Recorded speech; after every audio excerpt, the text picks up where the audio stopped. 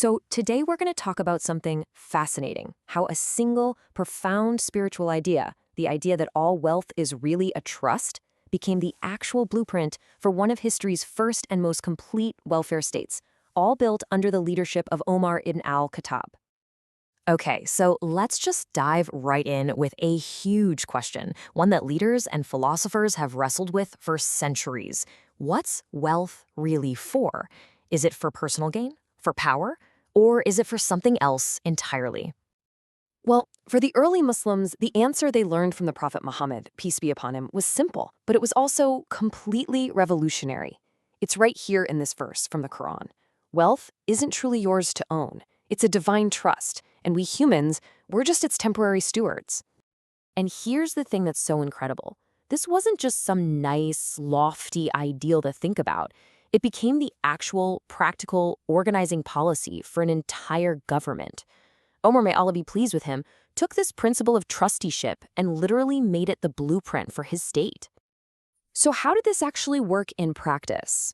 Well, let's look at the first pillar of this welfare state. It was a system designed to put that principle of trusteeship into action, to care for the citizens within the Muslim community. And that system was zakah.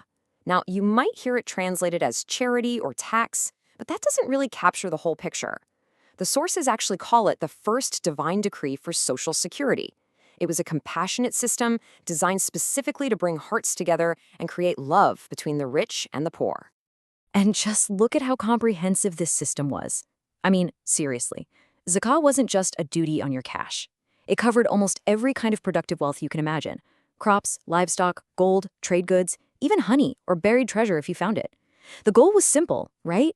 To make sure no source of wealth was overlooked, so that no person in need was ever left behind.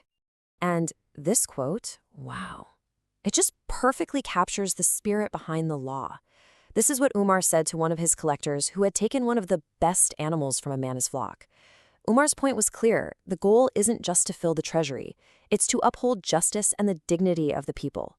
The collection itself should never be a burden.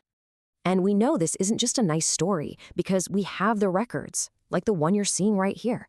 He wasn't some distant ruler issuing decrees. He was actively managing the system, and he would personally step in to correct officials who weren't applying the law with the compassion that it required. Okay, so that was for the Muslim community. But what about all the non-Muslim citizens living in the state, like Christians and Jews? Well, the principle of justice was for everyone, but it was applied through a different, though just as principled, system. This system was called the jizyah, and you can really think of it as a kind of civic contract.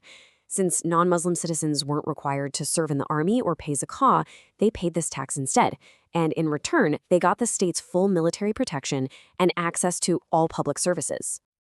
But just like zakah, this system was built on a foundation of deep fairness.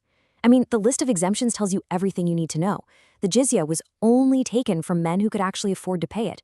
It was absolutely forbidden to take it from the most vulnerable: women, children, the poor, the sick, anyone who couldn't handle the burden. This brings up a huge question, though, a real test of integrity. The state promised protection in exchange for this tax. So what happens if it can no longer keep that promise? The answer is just an incredible act of principle. When the massive Byzantine army was preparing to attack, the Muslim general, Abu Ubaidah, knew he couldn't guarantee the safety of every city. So he ordered his governors to return every single bit of the jizyah they had collected, sending this exact message. And let me be clear, this isn't some myth or a legend. It's a documented historical event, recorded in sources like this one. It proves that this social contract was taken with absolute seriousness. The promise of protection was the foundation, not the payment. And the reaction from the non-Muslim citizens? It was just as powerful. This was their recorded response. You see, this kind of principle-based government created something way more valuable than wealth. It built deep, profound trust between the state and all of its people. All right, let's zoom out and put these two pieces together. When you look at these two pillars side by side, you start to see the shape of something truly groundbreaking taking form.